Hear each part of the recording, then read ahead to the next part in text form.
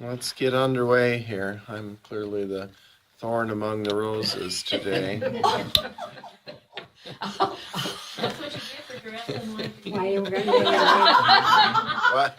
I said I'm the thorn among the roses today. You're going to do what today? I'm the thorn among the roses today. Only one man. The only man here. We're the roses, obviously. I like that. I like that designation. He's a thorn.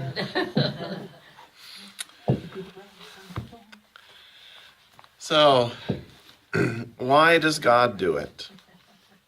Why does God permit the incredible suffering that Job endures? Can there be any legitimate reason for what happens to Job?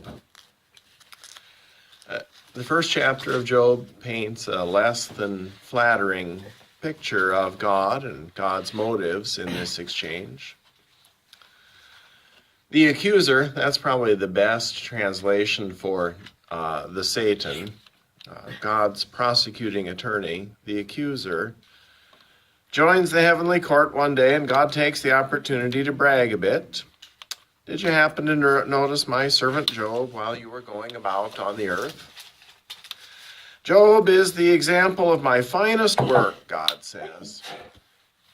A blameless Where are and... you reading? I'm reading here. Oh, you're not reading from here. No.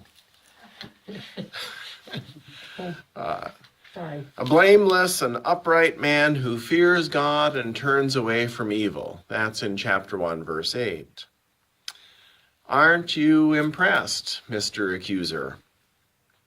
That Job is some piece of work, huh? Well, the accuser is not impressed. He attributes Job's faithfulness to sheer self-interest.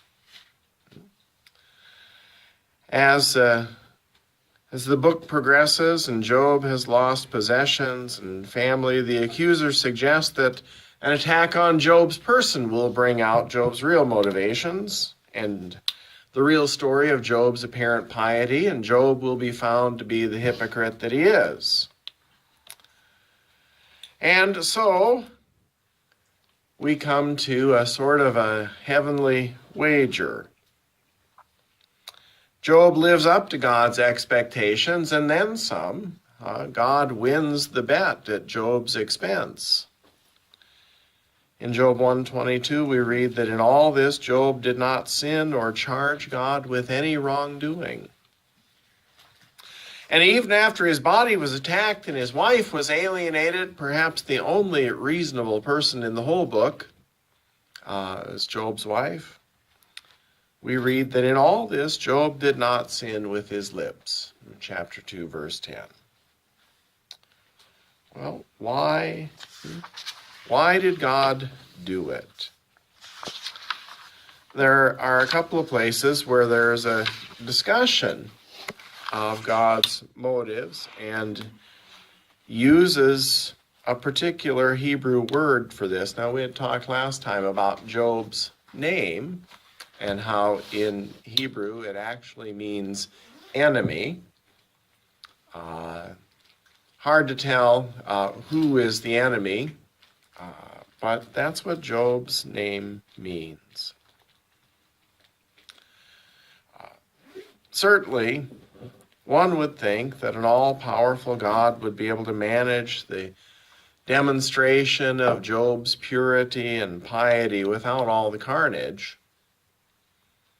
If not, then it seems that God's compassion, God's steadfast love and mercy is called into question in this narrative of Job's life and loss.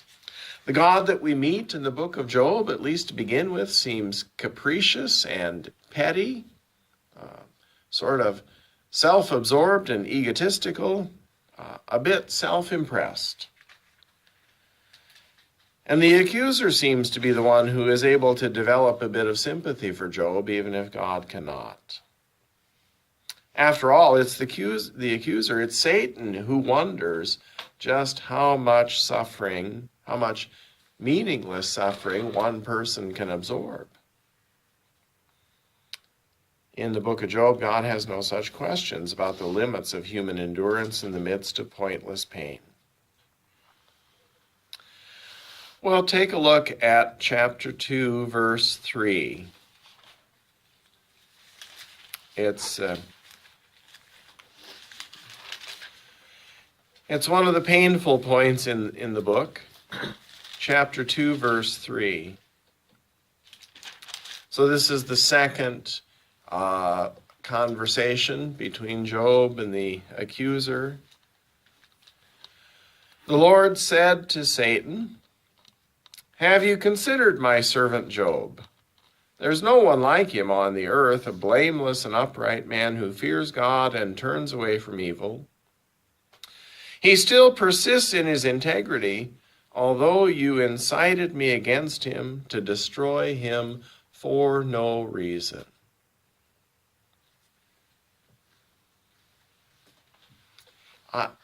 I think that if that last phrase doesn't kind of reach out and grab you by the throat and squeeze, then you're just not paying attention. It's God who says, "You incited me against him to destroy him for no reason."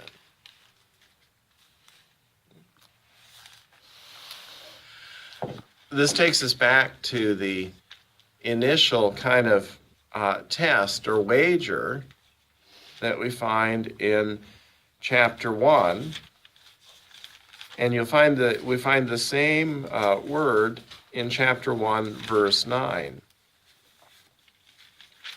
So Job is bragging up, or God is bragging up Job as God's finest accomplishment. And the accuser has a question. Then Satan answered the Lord, "Does Job fear God for nothing?" It's the same word in Hebrew. For nothing and for no reason. Chinam.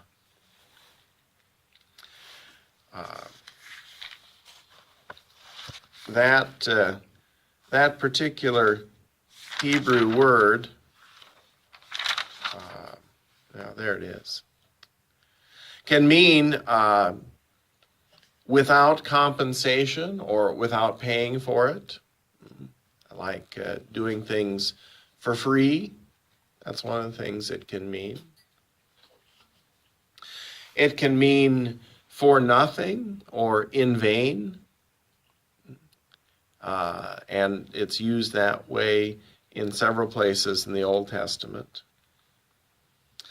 It can mean without cause or undeservedly. And it's translated in that way in a number of places in the Old Testament.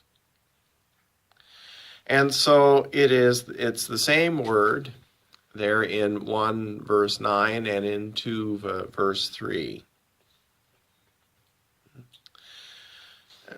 Does Job fear the Lord without expecting repayment? I mean, it could be translated that way. Without condition or expectation.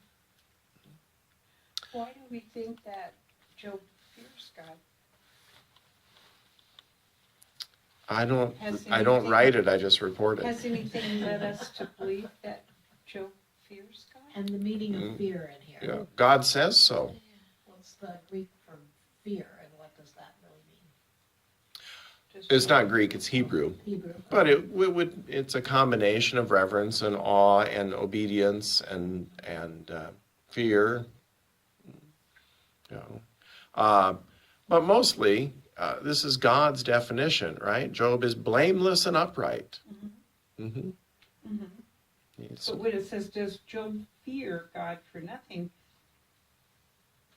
why do we believe he fears God?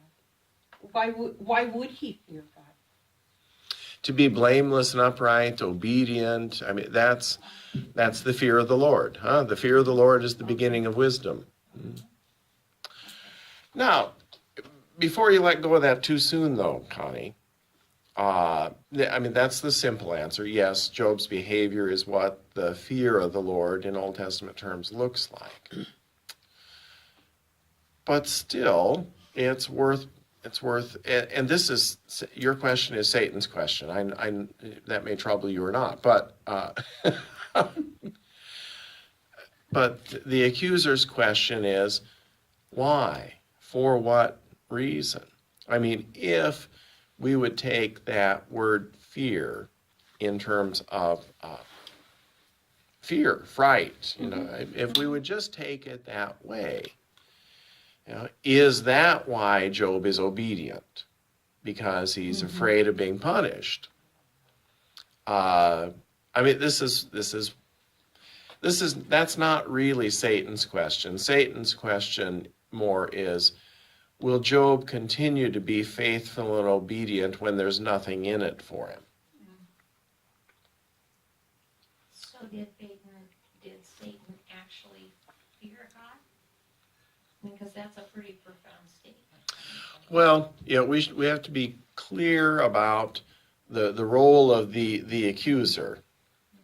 Okay. We have these thousands of years of development, and we have this fellow in horns and a tail and a pitchfork, and that's not who this is. This is God's prosecuting attorney who shows up in the heavenly court periodically among the sons of God. And so Satan, and it has a definite article in front of it, it's the Satan. It really would be better translated as the accuser. The one who tests God's creatures to see if they're faithful. This is the accuser is the talk is cheap guy. Yeah. Anyone would be faithful if you had what Job has. Why wouldn't you be? Why wouldn't you speak well of God if you had been blessed beyond measure and everything was wonderful and you were revered and respected? And, who wouldn't? Take it all away and see what happens. So, God says, do what you will, but leave his body alone. That's the first thing. So, goodbye to the 7 sons and 3 daughters and all the flocks and herds and houses. Well, so, Job does not curse God. The accuser comes back. God says, I won. Have you noticed, Job? And Satan says, well, fine. But what if you make him physically suffer personally? And that's the second round. Isn't it God that's just making them physically? Isn't it? Or is it? The short answer is yes, God does it. But God sounds an awful lot like the human beings in the garden in this second conversation. In that verse we read in chapter 2, he still persists in his integrity, although you incited me against him to destroy him for no reason. See, if you just had not forced me into a corner, then I wouldn't have had to do this to Job. That's God speaking? Mm-hmm. That's who's talking there. You incited me against him, God says to the accuser. That just doesn't jive with anything. Well, your argument's not with me. He just reports it. There it is. That's what it says. It reminds me of when Jesus and Satan had their.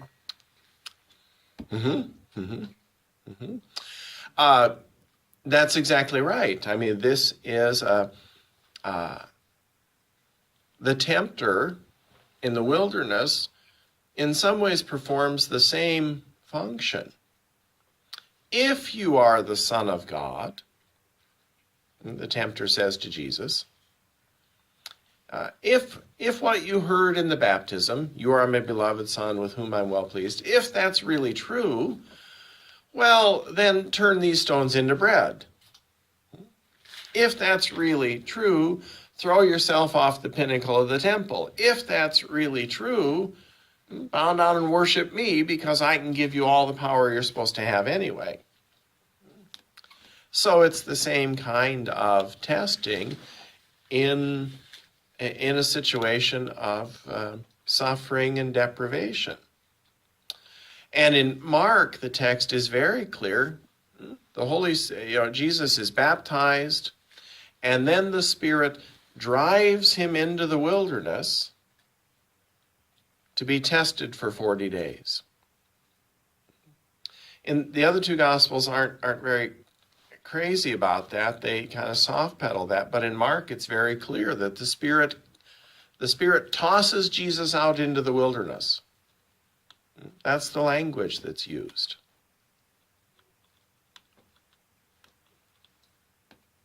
So, yes, there's a clear kind of parallel there. Now, remember, the book of Job is not history.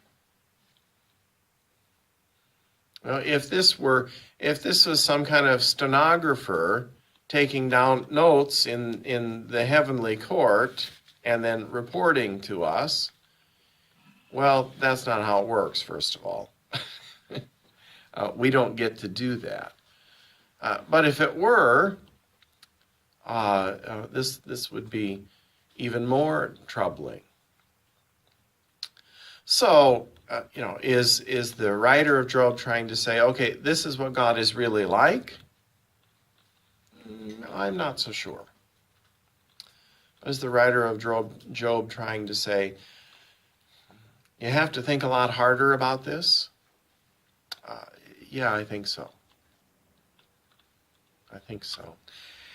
And God's involvement in Job's suffering, God's responsibility for Job's suffering,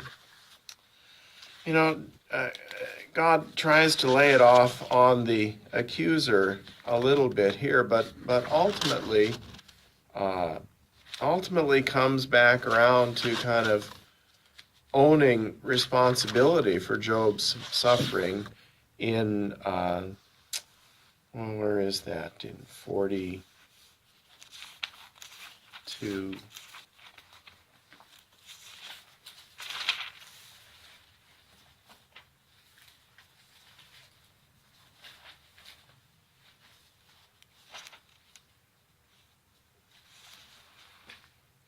Yeah, in chapter 42, verse 11.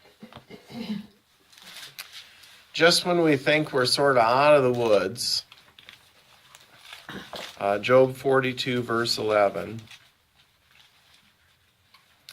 First, in verse 10, we are told that the Lord gave Job twice as much as he had before.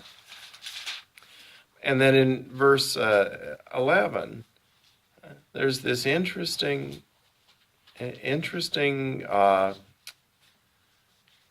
sort of funeral reception that happens. Then there came to him all his, that is Job's, brothers and sisters, and all who had known him before, as in before all this happened. And they ate bread with him, and they showed him sympathy and comforted him. This is after Job gets twice as much as he had before, remember. And they comforted him for all the evil that the Lord had brought upon him. And each of them gave him a piece of money and a gold ring. So not only is there a funeral luncheon, but there are memorials that are given. But the real phrase there, just when we think we've sort of gotten out of trouble here, all the evil that the Lord had brought upon him.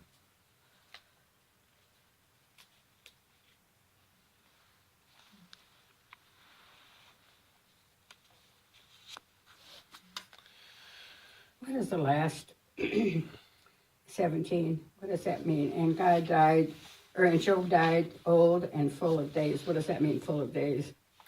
He lived another 140 years after all of this, the text says. And that's a description of having lived a long, good, full life. His days had been fulfilled. Maybe that'd be another way you could translate it. His days had been fulfilled. So that's a sort of a Hebrew, and they all lived happily ever after.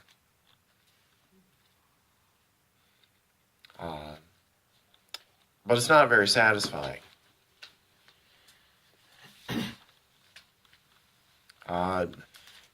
Job's family recognized his loss, even though he got twice as much in compensation. Well, yeah, but there's some things you can't replace. There's still 7 You sons can- and 3 daughters. Right. Mhm. You can replace his animals and houses, but you can't replace his children, even with more children. The writer of Job has no interest in defending or protecting God. That's clear, and Job's friends will spend 37 plus chapters, parts of them trying to defend and protect God. But in the kind of framework of it. Does it mention his wife? Is it the same wife? It doesn't. Job's wife appears to be the one figure who is spared from the accuser's attention, and does not, and is well, yeah. She loses too. Mm.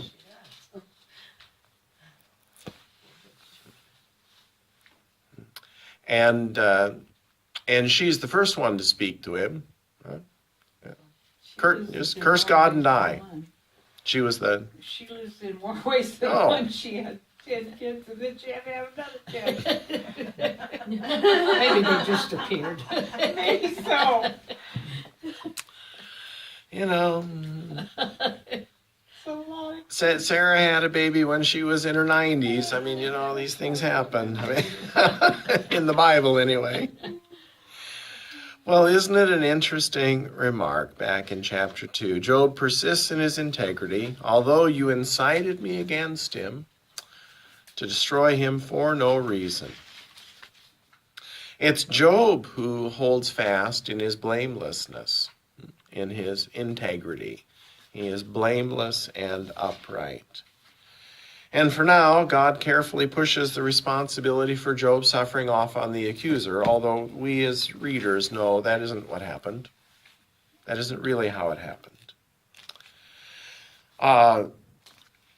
Just in this part of Job, just who exactly is in charge at this point? Apparently even God can say the devil made me do it. He's manipulated just like the king. In Esther. Yeah. Or maybe this And is that's all, hard to well, yeah, wrap your head around. that's what, I think this whole thing's about, we really don't understand God in our human minds. Yeah. That's where it will end up, without question.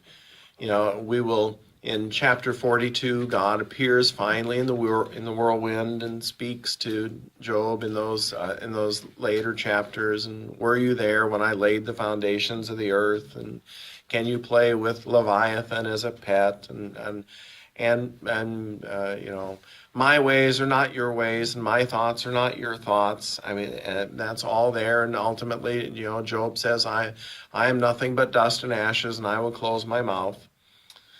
And I suppose you have to, on the one hand, decide whether that's satisfactory or not.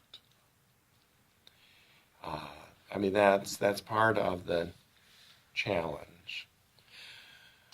But the fact that we can't cram God into our human brains is certainly a part of the framework and background of Job. And we're like these friends. We spend a whole lifetime dithering around and doing whatever they say or do. And in the end, that didn't really matter.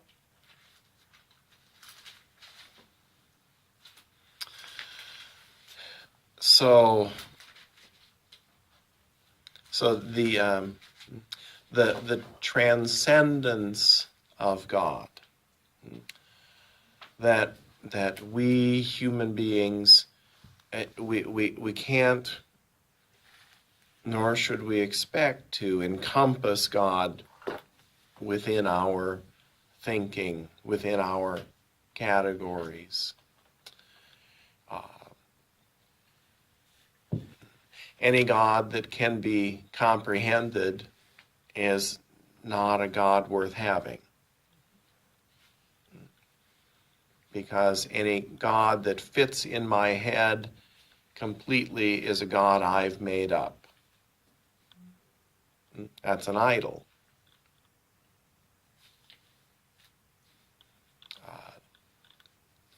I mean, this is part of what it means to be God.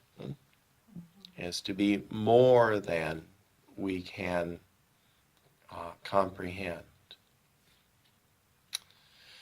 But then does that mean that our relationship with God ultimately makes no sense to us? You have to keep working at it, I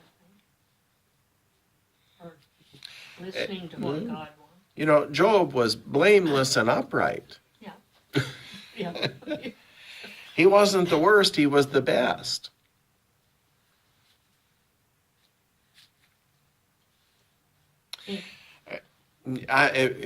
My experience of teaching the book of Job is that many classes are filled with long silences. So. But in these two versions, the helps in these Bibles, neither one make any comment on that Job chapter 2, verse 3. Right? These are not dumb people. That's what I thought. They only have a little space. But it was interesting. It was. Right. Oh, well, no. I mean, people, we don't want to tackle those little spots. Because we are made for meaning. We are created to bring some sense out of the senseless, to seek the purpose of things, to understand how things fit together. That's when we human beings are at our best, is when we seek to understand. This Bible does make a comment about that. What does it say, Darlene? Because I was just looking up the other reference. Mhm. Job's portrayal of Satan echoes the story in Genesis 3. Satan has supernatural power to oppress people, but is restrained by God. As John Newton said, Satan can only go to the end of his chain. The Bible records at least one other instance where Satan specifically asked permission to attack an individual.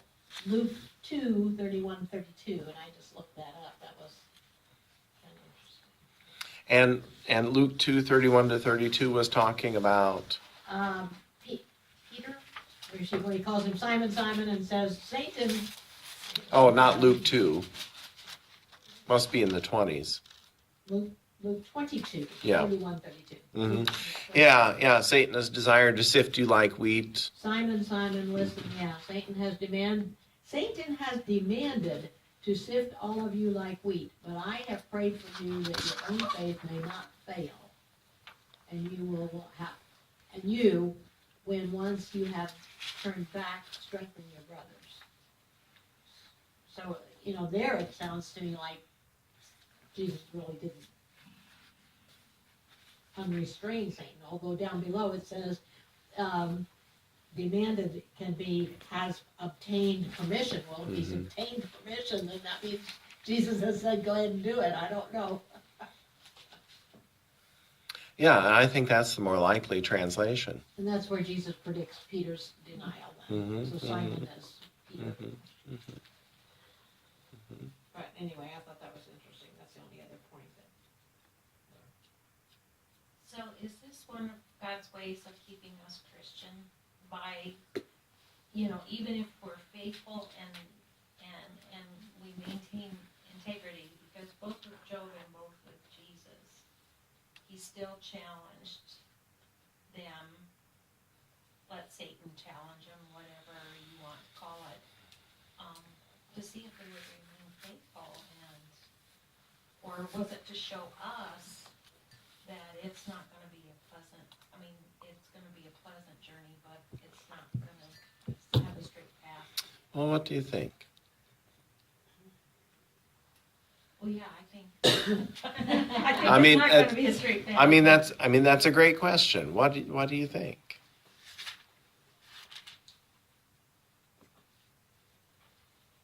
It's really hard because everything, we read, there's a story behind everything God, we just can't take this at face value. It doesn't work that way. No, because we'd run screaming into the night if we did. Right. I had written down earlier, I thought the lesson was all does not go as we humans expect. That was just a passing thought. There are the responses to that kind of question kind of break down into about a half a dozen different categories. And lots of people before us have had this conversation about Job and with Job. The Old Testament and the Apocrypha deal in an ongoing way with why do the righteous suffer? And why do the wicked prosper? It's always both going together. And one answer that parts of the Old Testament give is what I sometimes have referred to as the Deuteronomy deal. In Deuteronomy and other places, the deal is if you are righteous, you get rewarded, and if you sin, you get punished. And that may be more corporate than individual sometimes, that Israel goes into exile because as a people they sinned and were punished. But that's the Deuteronomy expectation. If you are righteous, you're rewarded, and if you sin, you are punished. Now, it isn't only Deuteronomy, that's a human response. Something happens to someone, what's the first thing most people will say? Right. Oh, I think really many people go looking for reasons. What'd they do? Did they do something? Did they, Yeah, really, if those people had built a house somewhere else, they wouldn't have lost it in the floods,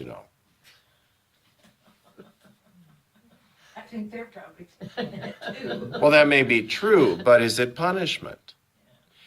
We move very quickly from consequences to punishment in our thinking. We may know it's the wrong answer intellectually, but we do it. Why me? Well, and when we say why me, we do the Deuteronomy deal to ourselves. What did I do to deserve this? What if the answer is nothing? Well, we don't like that answer. Because even to ourselves, we will often say, well, I must have done something. We don't need Job's friends, we do it to ourselves. But many times the answer is, I didn't do anything to deserve this. Many times that's the case. So we know, and the biblical theologians know or learn that doesn't work. That's not how it works out. And as Christians, we know that if suffering is always the result of sin, then you shouldn't look at the cross. Because that's an innocent victim on the cross. Well, so a second possibility is the stern schoolmaster. God reproves those whom God loves. Those are biblical words.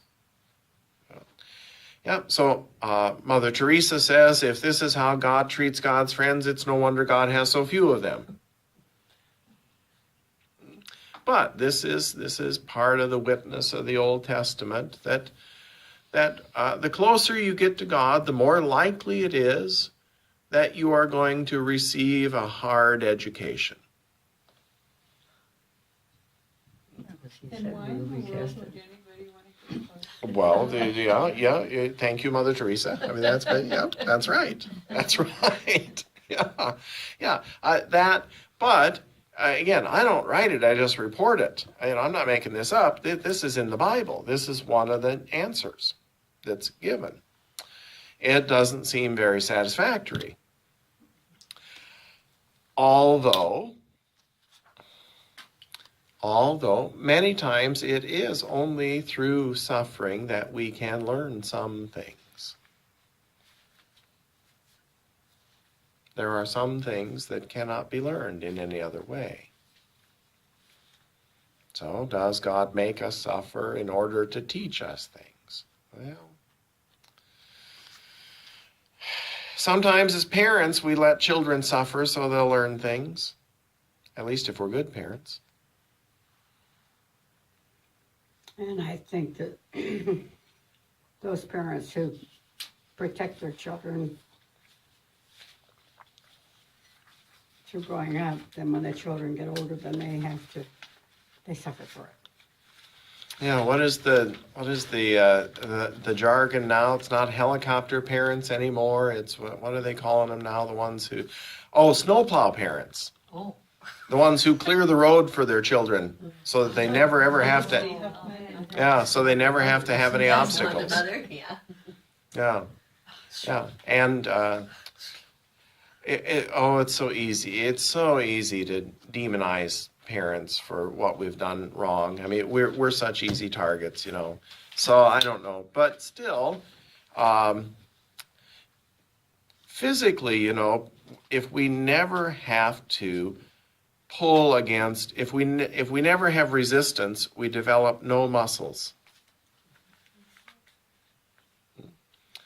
You lay in bed for about 2 weeks and find out how strong you are. That muscle tone disappears in a hurry. Is that true emotionally and spiritually and intellectually as well?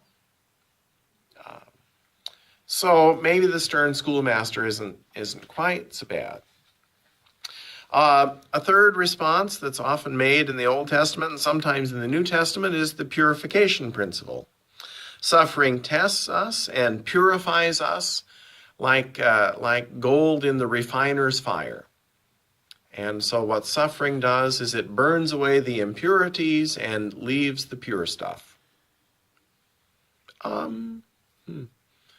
Well, there's some truth to that, sometimes. So that shows up in the Old Testament. Here in Job and in several other places, a fourth option, what are the biblical answers? There is no humanly discernible reason. That's another way that the Old Testament responds. Job is the primary place for that, but not the only place. Isaiah 55, my thoughts are not your thoughts, and my ways are not your ways, says the Lord. So there are several places where that's the answer. Human brains can't accommodate the answer, which is different than saying there is no reason. This is one of the things that's worth thinking about in those verses from Job. When God says, that God does these things to Job for no reason, is it for no reason at all, or is it for no reason that any human being could understand? Those are two quite different things. And Job never clarifies that. but there's some daylight in between those two ideas. Huh? No reason at all, or no reason that I can understand. And we even have that in our own experience. I mean, Soren Kierkegaard famously said, "We live life forward, but we understand it backward." That in the midst of many things, I have no idea why things are happening the way they are. And sometimes in looking back, I can say, oh, I can kind of see where I've come out of that and understand some things better. So we even have some of that experience in our own lives sometimes. So that was the fourth one, no humanly discernible reason. Both the Old and New Testament can also look at undeserved suffering through the lens of the suffering servant. Now that's particularly true in Isaiah. In Isaiah 40 through 55, there are 4 poems that talk about the suffering servant. And Jesus clearly identifies himself as that suffering servant in his life and death and resurrection. And that somehow in the suffering of the innocent one, that the brokenness of creation is transmuted and transformed. That creation is somehow redeemed and released through the suffering of this servant. And that's how we understand the cross. That's what we say the cross means. And that's rooted in that image of Israel as God's suffering servant in Isaiah. And then the sixth option that is adopted later on is what I'd call the apocalyptic option. Yes, there's suffering in this life, but it'll all be made right in the end and the books will balance. I mean, this is one of the things that Revelation really says. The martyrs under the altar in heaven, how long do we have to wait for justice? God says a little longer, but not forever. A little longer, but not forever. And in the end, there will be no mourning and grieving. There will be no sorrow and tears in the New Jerusalem, in the heavenly kingdom. It'll all be set right in the end. And my point is that in Scripture, you can find all 6 of these responses. And that should say to us that seeking for one way to understand what's going on here is probably not going to be satisfying or helpful, or even expecting a resolution.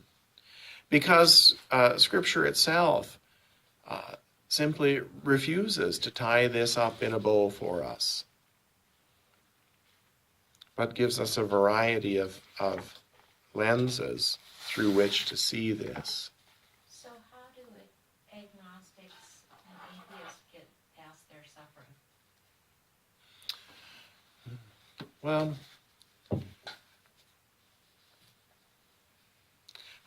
you know, I can only speak, Carol, from my own experience, and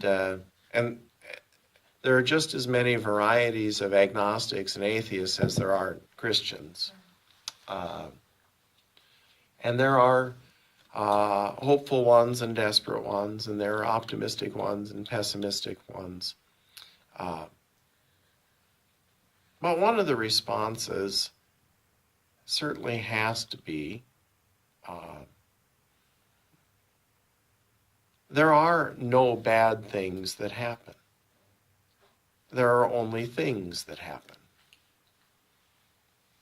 Because it's all accidental. I mean, this is in the nature of a kind of a disciplined philosophical atheism. And I'm a big fan of contemporary science and science writers and scientific discoveries. I think that I think Isaac Newton had it right when he said that science helps us to see the handiwork of God.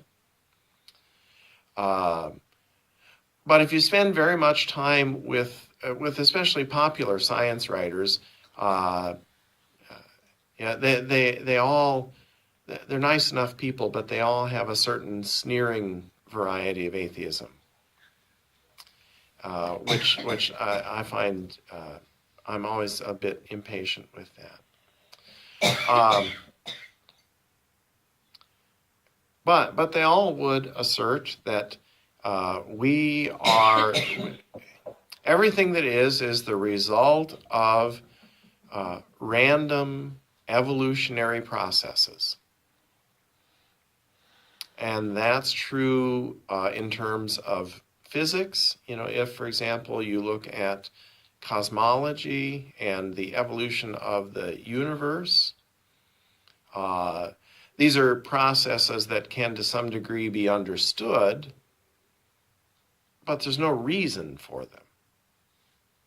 And in fact, modern science rejects the possibility of any reason or goal or purpose. That's called teleology, and that's out of bounds for science. Because science is about what's happening, not about what's supposed to be happening. You use the word random. Mm-hmm. Yeah. Yeah. So there are no bad things, there are only things. And they happen, I mean, the processes can be understood, but there's no particular reason why there is something rather than nothing, for example. There's no particular reason why we live in a universe that supports intelligent life rather than doesn't. But you switch, to me, it sounded like you used the word random and reason interchangeably. Random means there's no reason. Okay. Mm-hmm. Okay. Yeah. So, and the same is true in terms of biological evolution or even social and cultural evolution. Atheists and agnostics have a real struggle with things like consciousness and the apparent exercise of free will on the part of human beings, but not only human beings, but sentient animals as well, who appear to be able to make choices. And to make choices that impact the direction of things in the world. A consistent materialist, and that's interchangeable with atheist. A consistent materialist would say that really that's random too. Some of them would try to say, well, consciousness is an emergent property from the complexity of our neurological makeup, and so it happens naturally in that way. The word emergent for me always is sort of, that's the equivalent of hocus pocus. Nobody really knows what that means, even though they use the word quite often. But even if consciousness emerges naturally from the physics of human neurobiology, then it still doesn't mean anything. It's just an accident. And free will is an illusion. Or at best, it arises from the Heisenberg uncertainty principle, and we may not be able to predict what's going to happen, but it still doesn't mean anything. So it seems to me that for consistent philosophical atheists and materialists, there is no problem of evil because there's no evil. There are just things. Then there's no goodness. There's no, of course not. Yeah, and so my experience was that it mattered just as much to the universe, or just as little, if I got up and ate breakfast in the morning or shot myself. Those were equally meaningless actions. And I defy any philosophical materialist to explain to me why that's not true. Because they are both the results of random action. That was probably a bit more than you bargained I for. was gonna say, I thought Job was bad, Lord. Yeah. Could you review that again? I still wouldn't get it, so. If there's nothing beyond this material existence, there is no point.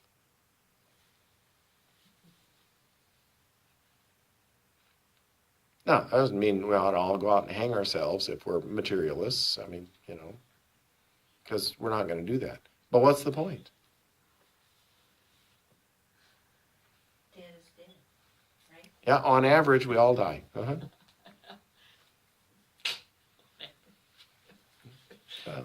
Yeah, this is why you should never trust averages. That's what I. Because they don't tell you a thing.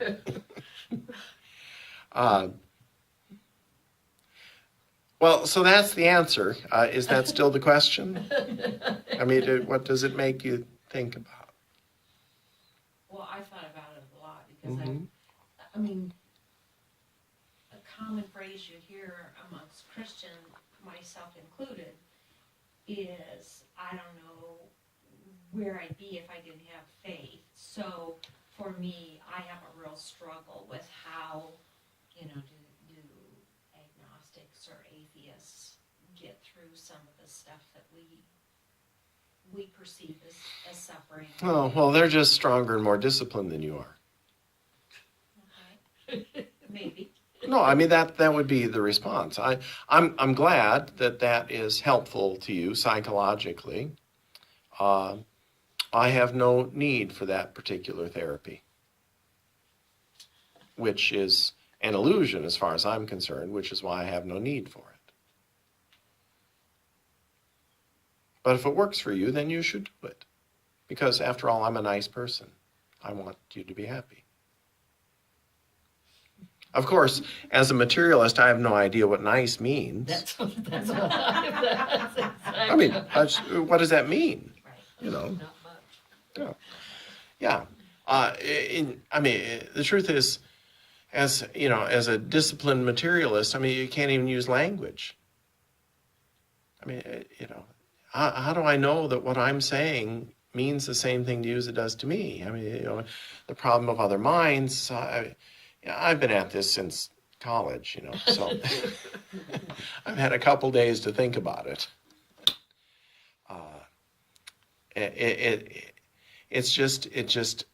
I find it intellectually incoherent.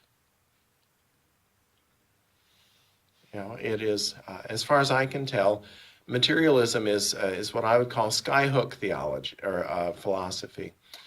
When I worked as a carpenter, the first joke for every new person on the job is they send you go to the truck and get a skyhook out. We have to hang a scaffolding up. Well, there's no such thing as a skyhook. You can't hook onto, you have to build from the ground, right? There's no skyhook. There has to be something that you base things on. Materialism is skyhook philosophy. There is no basis. There's just things. It's fascinating. Maybe you noticed yesterday that the black hole research folks released photograph. I mean, very exciting. I watched that. I loved every minute of it. Because I didn't take a picture of a black hole. And a woman figured it out. Oh, absolutely. Yeah, I should, She's yes. That's- well. Katie Bauman would say, no, it was a whole team. But yes, she's quite brilliant, obviously. It wouldn't have mattered how much data they collected without that algorithm. And my thought was, here is something that here's an experience we can share with materialists. We can all share in the awe and wonder at this event. But for materialists, I have no idea why they feel awe and wonder. I know they do because I saw it, I watched it, they said it. But why? Because it's just another thing. It's just another random piece of existence. For me, this looks like the eye of God. So again, I don't get it. Now, in fairness, they would say, have you not read the book of Job? You know, this marvelous, wonderful, good God that you talk about, who's in charge of all of this, appears to be a royal stinker.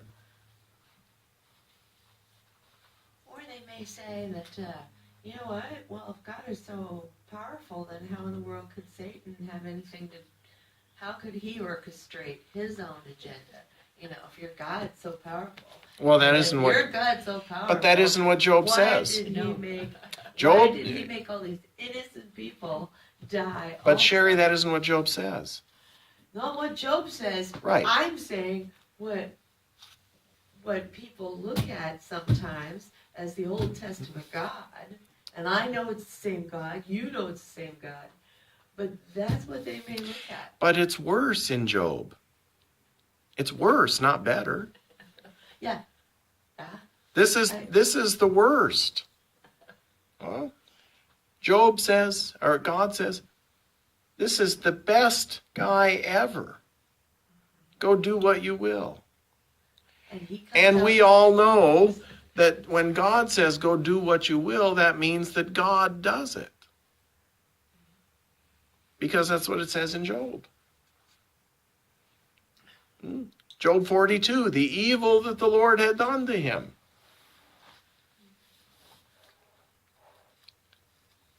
You know, is it any wonder that the Old Testament comes up with different answers than this? Like Deuteronomy, at least, you know, I mean, the system where, you know, you're good, you get rewarded, you sin, you get punished. I mean, it may make no sense, or it may not really work, but at least you feel like for a while it makes a certain amount of sense until it doesn't. Yeah. But all I'm saying is that, you know, an atheist would say, okay, let's take all your premises as givens, you know, loving and good and compassionate and steadfast, you know, forgive all that. Have you not read Job? Yeah, I mean, they read our stuff. They know what's in there. But then I see all the innocents that were used as pawns in this. And that I can't wrap my head around. But isn't that what life looks like? I guess, but it's not my Just picture. read the headlines. And it's true. I mean, I see that, but I also know that those who have all the doubts, you know, they're looking for the love in all this. Yes, they are. So, Carol, when you say, I don't know what I would do if I didn't have my faith, what is it that you're saying? What does that mean? Well, I think like, Or for any of us, but Right, since you said it. right. Mhm. you know, to know God on a personal level, you know, and to have been brought up, you know, to read the Bible and interpret, you know, in a group, not myself. I am a person that likes to kind of have some answers sometimes, you know, and, you know, we do get those here, but if cut and dried things are just things, not purpose for that thing. I just find that very hard. You know, having been on the medical end and watch people blame people because something happened all the time, even if it's something as simple as stitches. You know, it's like, okay, but you have these wonderful hands that sutured you back up and you're gonna be, you know, well, and when I see that, I used to see a lot of hopelessness in people who didn't understand, didn't have a personal relationship with that. So the reason I wanted to pursue it a little further is because I think that the atheist question is really the accuser's question. Does Carol fear God for nothing? As in, with no expectation of benefit. You know, that brings a hope. Which is, Atheists have no hope then. well, but no, I don't think so realistically. I think that's a fair description. But I think that the atheist response would be then, well, I'm so glad that you find this therapeutic, but it appears that you're loving God for what you can get. Which is that really is the accuser's question. Just does Job love God or fear God? Really, it's in the Old Testament, the same thing. And for Luther it is too, fear, love, and trust God. Does Job fear God with no expectation of anything in return?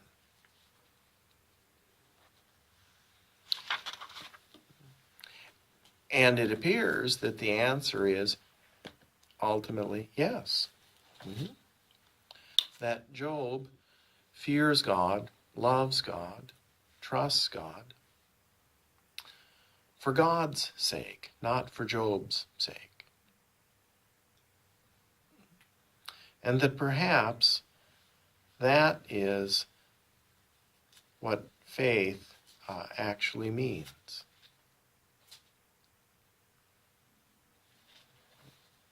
Would you repeat that? To love God for God and not for me. And that's a continual question of myself, I guess. To love God unconditionally without expectation of return. Not that there isn't any return, that's a different thing.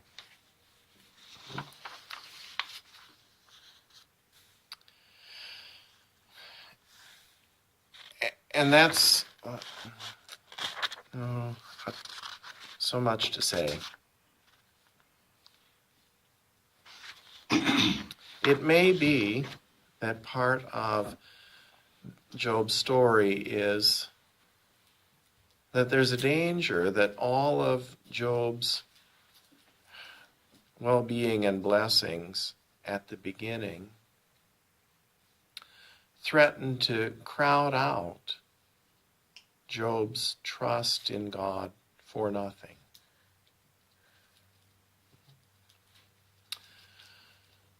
That perhaps there's a danger for Job and certainly for the rest of us that blessing starts to feel like entitlement.